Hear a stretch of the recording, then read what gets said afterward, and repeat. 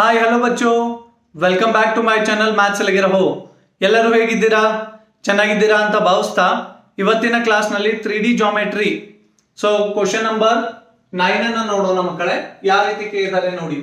Find the equation of the line which passes through the point 1 2 3 and is parallel to the vector 3i cap plus 2j cap minus 2k cap both in vector form and Cartesian form ಅಂತ ಕೇಳಿದ್ದಾರೆ ಮಕ್ಕಳೇ. ಎರಡು form ಅನ್ನ ಬರೀರಿ ಅಂತ ಹೇಳ್ತಾ ಇದ್ದಾರೆ. So line is passing, ನಮ್ಮ ಹತ್ರ ಥೇರಮ್ ಇತ್ತು, ಎಲ್ಲರಿಗೂ ಗೊತ್ತಿದೆ. ಸೊ ಥೇರಮ್ ನಿಮಗೆ ಗೊತ್ತಿದೆ, ಜಸ್ಟ್ ನಿಮ್ಮ ಅಂಡರ್ಸ್ಟ್ಯಾಂಡಿಂಗ್ ಪರ್ಪಸ್ ನಾನು ಮಾಡ್ತಾ ಇದ್ದೀನಿ. Line is passing on a point. Point ಅನ್ನ ಏನಂತ ಕರಿತೀವಿ ನಾವು? x1 y1 z1 ಅಂತ ಕರಿತಿದ್ದೀವಿ. ಸೊ ಜನರಲ್ ಪಾಯಿಂಟ್ ಏನಿದೆ ಮಕ್ಕಳೇ, xyz ಅಂತ ಇತ್ತು. ಸೊ ಅರ್ಥ ಆಯ್ತಾ? ಸೊ ಇದಕ್ಕೆ ವೆಕ್ಟರ್ ಎ ಅಂತ ಕರೆದಿದ್ದೀವಿ, ಇದಕ್ಕೆ ವೆಕ್ಟರ್ ಆರ್ ಅಂತ ಕರಿತಿದ್ದೀವಿ. ಸೊ ಇದು origin and parallel to a vector B. Vector B the direction ಏನಿತ್ತು? ರೇಷಿಯೋಸ್ ಎ ಬಿ ಸಿ ಇದೆ ಮಕ್ಕಳೇ, ಡೈರೆಕ್ಷನ್ ರೇಷಿಯೋಸ್. ಸೊ ಇದ್ರದ ವೆಕ್ಟರ್ ಫಾರ್ಮ್ ಯಾವ ತರ ಇತ್ತು? ವೆಕ್ಟರ್ ಫಾರ್ಮ್ ಈ ತರ ಬರೀತಿದ್ದೀವಿ ಮಕ್ಕಳು ನಾವು. Vector form vector R is equal to A plus lambda into B vector. Cartesian form, Cartesian equation ಅಥವಾ ಫಾರ್ಮ್ ಎರಡು ಒಂದೇ ಆಗುತ್ತೆ ಮಕ್ಕಳೇ. ಇದನ್ನ ಥೇರಮ್ ನಾನು ಬಿಡಿಸಿದ್ದೀನಿ, 3 ಮಾರ್ಕ್ಸ್ ನಲ್ಲಿ ಇದೆ. ನೀವು ನೋಡಿ, x minus x1 by a, y minus y1 by b, z minus z1 by c. ಇದು ನಮ್ಮ ಫಾರ್ಮ್ ಇದೆ. ಸೊ ಅರ್ಥ ಇದೆ, ಇದು ಥೇರಮ್. ಈಗ ಈ ಥೇರಮ್ ರಿಲೇಟೆಡ್ ಈ ಪ್ರಶ್ನೆ ಇದೆ. Find the equation of a line. Line pass through the point. Line ಏನ್ ಮಾಡ್ತಾ ಇದೆ? ಇದು ಲೈನ್ ಬೈ ಡೈರೆಕ್ಷನ್, ಇದು ಲೈನ್ ಎಲ್, ಇದು line. That line is passing on a point. ಇದು given point x1 y1 z1. So ಈಗ ನಮ್ದು ಏನಿದೆ, ಇದು ವೆಕ್ಟರ್ ಎ ಏನ್ ಕೊಟ್ಟಿದ್ದಾರೆ? Line is passes through the point. Vector A ಏನ್ ಕೊಟ್ಟಿದ್ದಾರೆ? 1 1 1 1 2 3 ಕೊಟ್ಟಿದ್ದಾರೆ, x1 y1 z1. So here vector a is what? I cap plus 2j cap plus 3k cap. ಅರ್ಥ ಆಯ್ತಾ? ಪಾಯಿಂಟ್ ವೆಕ್ಟರ್ ಎ ಇದೇ ಆಗುತ್ತಲ್ವಾ ಮಕ್ಕಳೇ? ಸೊ ಇದೇ x1 y1 z1 ಅಂತ ಹೇಳ್ತಾ ಇದ್ದೀನಿ ನಾನು. 1 2 3 and is parallel to the vector. ಈ ಲೈನ್ ಇದು ಪ್ಯಾರಲಲ್ ಇದೆ ಅಥವಾ ಇಲ್ವಾ ವೆಕ್ಟರ್ ಬಿ ಗೆ? ಇವೆರಡು ಲೈನ್ ಏನಿದೆ? ಪ್ಯಾರಲಲ್ ಇದೆ ಅಲ್ವಾ? ಸೊ ವೆಕ್ಟರ್ ಬಿ ಏನ್ ಕೊಟ್ಟಿದ್ದಾರೆ? 3i cap plus 2j cap minus 2k cap. ಇದೇನಾಗುತ್ತೆ? 3 ಅಂದ್ರೆ a, b ಅಂದ್ರೆ 2, c ಅಂದ್ರೆ ಏನಾಗುತ್ತೆ ಮಕ್ಕಳೇ? -2 ಆಗುತ್ತೆ. ಸೊ ಈಗ ವೆಕ್ಟರ್ ಫಾರ್ಮ್ ಅನ್ನು ಬರೆಯೋಣ. ಅವ್ರು ನಮಗೆ ಇದನ್ನೇ ಕೇಳಿದಾರಲ್ವಾ? ವೆಕ್ಟರ್ ಫಾರ್ಮ್ ಅಥವಾ ವೆಕ್ಟರ್ ಇಕ್ವೇಶನ್ ಎರಡು ಒಂದೇ ಆಗುತ್ತೆ ಮಕ್ಕಳೇ. ಎಕ್ಸಾಮ್ ನಲ್ಲಿ ವೆಕ್ಟರ್ ಇಕ್ವೇಶನ್ ಕೇಳಿದ್ರೆ ಅವಾಗ ಬಿಟ್ಟು ಬರಕ್ ಹೋಗ್ಬೇಡಿ, ಎರಡು ಸೇಮ್ ಇದೆ, ವೆಕ್ಟರ್ ಫಾರ್ಮ್ ಮತ್ತು ವೆಕ್ಟರ್ ಇಕ್ವೇಶನ್. ಇಲ್ಲ, ಕೆಲವೊಂದಿಷ್ಟು ಮಕ್ಕಳು ವಿಚಿತ್ರ ಇದ್ದೀರಿ. ಸೊ ಆದ್ರಿಂದ ಏನ್ ಮಾಡ್ತಾರೆ, ವೆಕ್ಟರ್ ಫಾರ್ಮ್ ಕಲಿಸಿದ್ರಿ ಸರ್, ವೆಕ್ಟರ್ ಇಕ್ವೇಶನ್ ಹೇಳೇ ಇಲ್ಲ ಮ್ಯಾಥ್ಸ್ ಲೆಗಿರೋ ಸರ್ ಅಂತ ನನ್ನ ಮೇಲೆ ಹಾಕ್ಬಿಡ್ತೀರಿ. ಸೊ ಆದ್ರಿಂದ ವೆಕ್ಟರ್ ಫಾರ್ಮ್ ಅಥವಾ ವೆಕ್ಟರ್ ಇಕ್ವೇಶನ್ ಎರಡು ಒಂದೇ ಆಗಿರುತ್ತೆ ಮಕ್ಕಳೇ. So vector r is equal to vector a plus lambda into b. Vector a ಅನ್ನ ಹಾಕಿ ಮಕ್ಕಳೇ ಸಬ್ಸ್ಟಿಟ್ಯೂಟ್ ಮಾಡಬೇಕು. ವೆಕ್ಟರ್ a ಏನಿದೆ? I cap plus 2j cap plus 3k cap plus lambda into vector b ಏನಿದೆ ಅದನ್ನ ಬರೀರಿ. ಸೊ ಬೇಕಾದ್ರೆ simplify ಮಾಡಬಹುದು ಅಥವಾ ಇಷ್ಟೇ ಬಿಟ್ಟರೂ ನಡೆಯುತ್ತೆ. ಸೊ ಈಗ 1 ಮಾರ್ಕ್ ಸಿಕ್ತು. ಸೊ ಕಾರ್ಟಿಷಿಯನ್ ಫಾರ್ಮ್ ಅನ್ನ ನೋಡಿ, ಕಾರ್ಟಿಷಿಯನ್ ಫಾರ್ಮ್ ಅನ್ನ ಬರೆಯೋಣ. ಸೊ 2 ಮಾರ್ಕ್ಸಿನ ಪ್ರಶ್ನೆ, ಈಗ 1 ಮಾರ್ಕ್ಸ್ ಸಿಕ್ಕಿದೆ, ಇನ್ನೂ 1 ಮಾರ್ಕ್ಸ್ ಇದೆ ನಮ್ಮ ಹತ್ರ. So x minus x1 divided by a, y minus y1 by b, z minus z1 by c. So x1 ನ ಏನಿದೆ ಮಕ್ಕಳೇ? x1 ನ y1 ನ z1 ನ x1 y1 z1 ಏನಂತೀವಿ? ಈ ಪಾಯಿಂಟಿಗೆ ಅಂತೀವಲ್ಲ, ಆ ಪಾಯಿಂಟ್ ಯಾವ್ದಿತ್ತು? 1 2 3 ಇದರಲ್ಲಿ ಹಾಕಿ 1 2 3, x minus x1 y minus y1 z minus z1. So ಈಗ ಎ ಬಿ ಸಿ ಏನಿತ್ತು ಮಕ್ಕಳೇ? ವೆಕ್ಟರ್ ಬಿ ಇತ್ತು ಅಲ್ವಾ? ಅದ್ರದ್ದು ಏನಿದೆ? ಎ ವ್ಯಾಲ್ಯೂ 3 ಇದೆ, 2 ಇದೆ, ಎ ವ್ಯಾಲ್ಯೂ 3 ಇದೆ, ಬಿ ವ್ಯಾಲ್ಯೂ 2 ಇದೆ, ಸಿ ವ್ಯಾಲ್ಯೂ -2 ಇದೆ. ಹಾಕಿ ಇಲ್ಲಿ 3, ಎ ವ್ಯಾಲ್ಯೂ 3 ಆಯ್ತು, ಬಿ ವ್ಯಾಲ್ಯೂ ಎಷ್ಟಿದೆ? 2 ಇದೆ, ಸಿ ವ್ಯಾಲ್ಯೂ ಎಷ್ಟಿದೆ? -2 ಇದೆ ಮಕ್ಕಳೇ. ಸೊ ಇದೇ ನಿಮಗೆ ಉತ್ತರ ಆಗಿದೆ. ಸೊ ಅರ್ಥ ಆಯ್ತಾ? ಸೊ ಈ ವಿಡಿಯೋ ನಿಮ್ಗೆ ಇಷ್ಟ ಆಗ್ತಾ ಇದ್ರೆ ಪ್ಲೀಸ್ ಲೈಕ್ ಮಾಡಿ ಮಕ್ಕಳೇ. ಎಲ್ಲರೂ ಬರ್ಕೋತಾ ಇದ್ದೀರಾ ಬಟ್ ಲೈಕ್ ಮಾಡ್ತಾ ಇಲ್ಲ, ಲೈಕ್ ಮಾಡಿ ಮಕ್ಕಳೇ. ಸೊ ನೆಕ್ಸ್ಟ್ ಕ್ವಶನ್ ನೋಡೋಣ, ಇದನ್ನ ಬರ್ಕೊಳ್ಳಿ.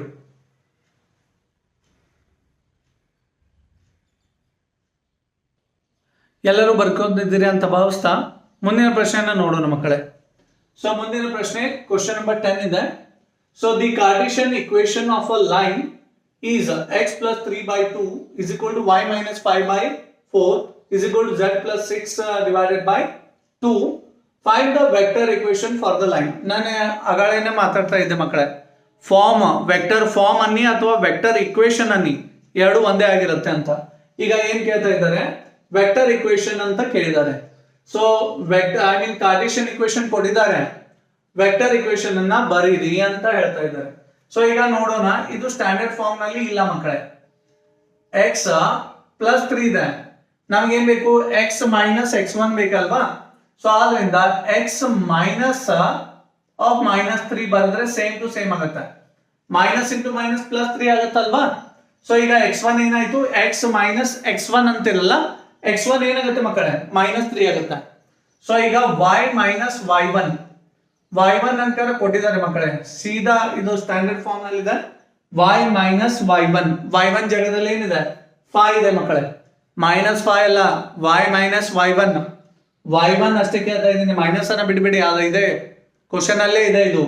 y ಮೈನಸ್ y1 ಏನಾಗುತ್ತೆ ಮಕ್ಕಳೇ, 5 ಆಗುತ್ತೆ. ಸೊ ಆಮೇಲೆ z ಮೈನಸ್ z1 ಬರಿಬೇಕಲ್ಲ, z1 ಏನಾಗುತ್ತೆ, -6 ಆಗುತ್ತೆ. ನೋಡಿ ಮಕ್ಕಳೇ, ಸ್ಟ್ಯಾಂಡರ್ಡ್ ಫಾರ್ಮ್ ಅನ್ನ ಹೇಳ್ತಾ ಇದ್ದೀನಿ ನಾನು. ಈ ಸ್ಟ್ಯಾಂಡರ್ಡ್ ಫಾರ್ಮ್ ನಲ್ಲಿ z ಮೈನಸ್ z1 ಏನಾಯ್ತು, -6 ಯಾಕೆ ಆಗ್ತಾ ಇದೆ, ಮೈನಸ್ ಇಂಟು ಮೈನಸ್ ಪ್ಲಸ್ 6 ಆಗುತ್ತೆ ಸ್ಟ್ಯಾಂಡರ್ಡ್ ಫಾರ್ಮ್.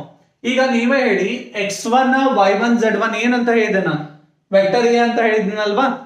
ಸೊ ಅದನ್ನೇ ಈಗ ಬರಿತೀನಿ.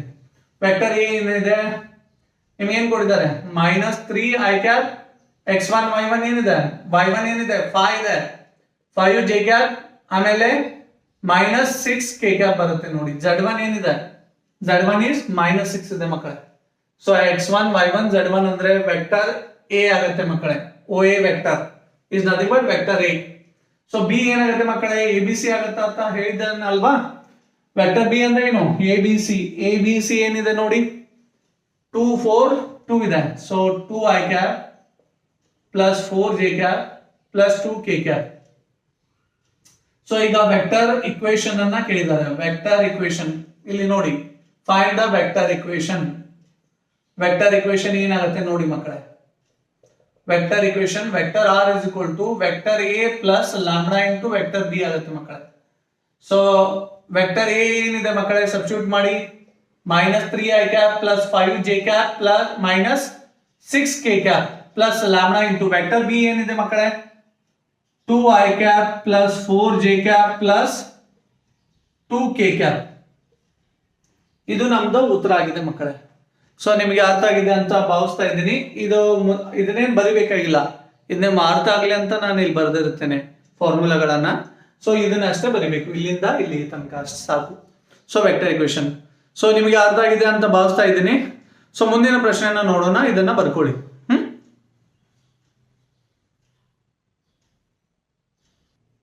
ಎಲ್ಲ ಮಕ್ಕಳು ಬರ್ಕೊಂಡಿದ್ದೀರಿ ಅಂತ ಭಾವಿಸ್ತಾ ಇದ್ದೀನಿ. ಸೊ ಈಗ ಮುಂದಿನ ಪ್ರಶ್ನೆಯನ್ನು ನೋಡೋಣ ಮಕ್ಕಳೇ. 11ನೇ ಪ್ರಶ್ನೆ ಯಾವ ತರ ಇದೆ ನೋಡಿ.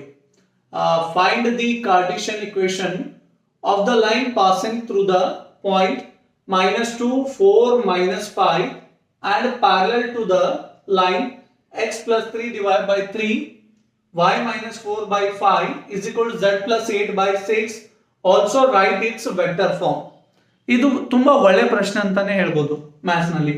ಸೊ ಈಗ ಏನ್ ಹೇಳ್ತಾ ಇದ್ದಾರೆ ಅನ್ನೋದು ಅರ್ಥ ಮಾಡ್ಕೋಬೇಕು. Find the Cartesian equation. Cartesian equation ಅಂದ್ರೆ ಈ ಫಾರ್ಮ್ ನಲ್ಲಿ ಇರುತ್ತೆ. So passing through the point, Cartesian, find the Cartesian equation of the line which is passing through the point. Point is what?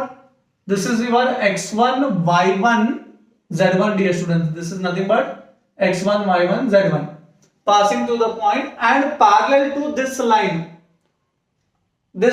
You think that line is this only. So that line is given as what? x1 is what? -3. x1 is -3, dear students. X minus x1. So how you will write this one? You know that x minus of -3. So x minus of -3 means x1 is -3, dear students, and y1 is 4 and z1 is -8. So this line what you are finding, no, that is parallel to this line.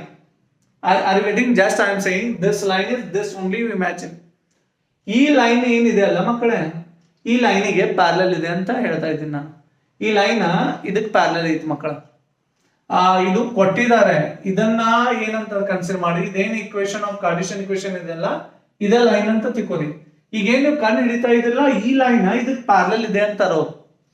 ಈ line ಇದಕ್ಕೆ parallel ಇದ್ರ ಇದು vector B ಇದಕ್ಕೆ parallel ಇರ್ತದಲ್ಲೋ, vector B ಇದಕ್ಕೆ parallel ಇದ್ರ ಇದಕ್ಕೂ parallel ಇರ್ತದಲ್ಲ, ಅದ ಅರ್ಥ ಆಗ್ತದ.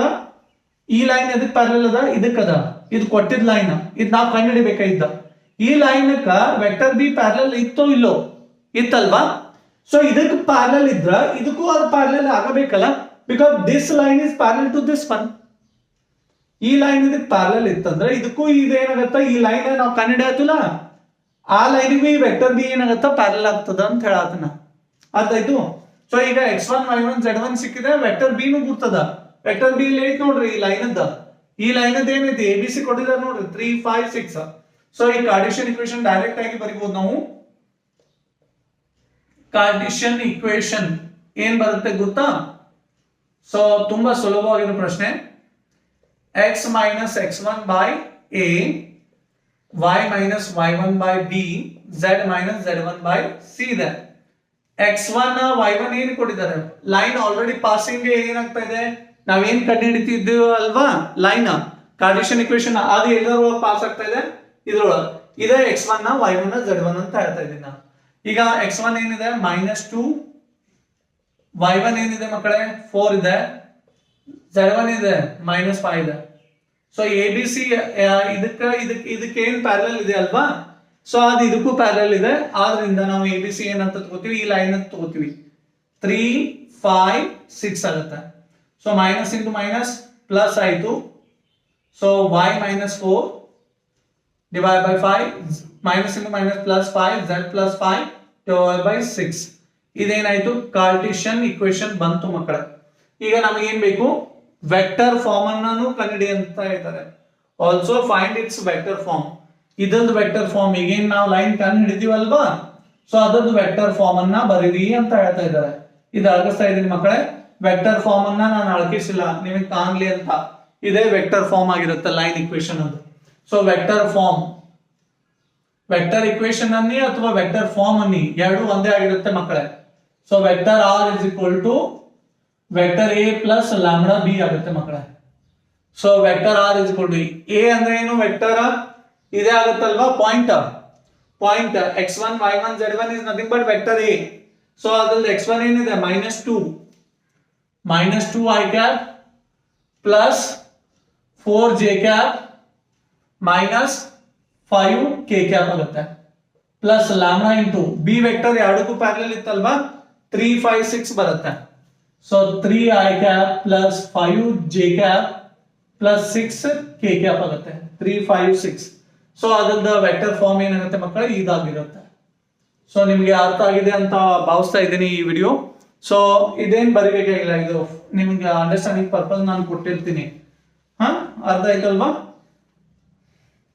ಸೊ ನಿಮಗೆ ಈ ವಿಡಿಯೋ ಲೈಕ್ ಆದಲ್ಲಿ ಪ್ಲೀಸ್ ಲೈಕ್ ಮಾಡಿ, ಸಬ್ಸ್ಕ್ರೈಬ್ ಮಾಡಿ, ನಿಮ್ಮ ಫ್ರೆಂಡ್ಸಿಗೆ ಶೇರ್ ಮಾಡಿ. ನನಗೇನು ಬೇಕಾಗಿಲ್ಲ, ನಿಮ್ಮ ಸಪೋರ್ಟ್ ಬೇಕು ಅಷ್ಟೇ. ನೀವು ಸಪೋರ್ಟ್ ಮಾಡಿ, ನಮಗೆ ದುಡ್ಡೇನು ಬೇಡ, ದುಡ್ಡಿಂದ ಅವಶ್ಯಕತೆ ಏನಿಲ್ಲ. ನಾನು ಬೇಕಾದ್ರೆ ನಾನೇ ನಿಮಗೆ ಕೇಳ್ತೀನಿ ಅವಶ್ಯಕತೆ ಇದ್ದಾಗ. ಈಗೇನು ನಾವೇನು ಬೇರೆ ಚಾನಲ್ ಗತೆ ಸಬ್ಸ್ಕ್ರಿಪ್ಷನ್ ಮಾಡಿ ಇಷ್ಟು ರೊಕ್ಕ ಆಗುತ್ತೆ ಅಂತ ಹೇಳ್ತಾ ಇಲ್ಲ. ನೀವು ಒಂದು ಲೈಕ್ ಒಂದು ಕಮೆಂಟ್ ಸಾಕು ನನಗೆ. ಯಾಕದು ಬೇಕಂತ ಕೇಳ್ತಾ ಇದ್ದೀನಿ. ನೆಕ್ಸ್ಟ್ ವಿಡಿಯೋ ಮಾಡೋಕ್ಕೆ ಇನ್ಸ್ಪಿರೇಷನ್ ಬರುತ್ತೆ ಮಕ್ಕಳೇ, ನಿಮ್ಮ ಲೈಕ್ ಮತ್ತು ಕಮೆಂಟ್ ಇದ್ರೆ.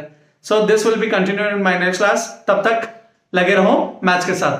Please copy this one. Thank you.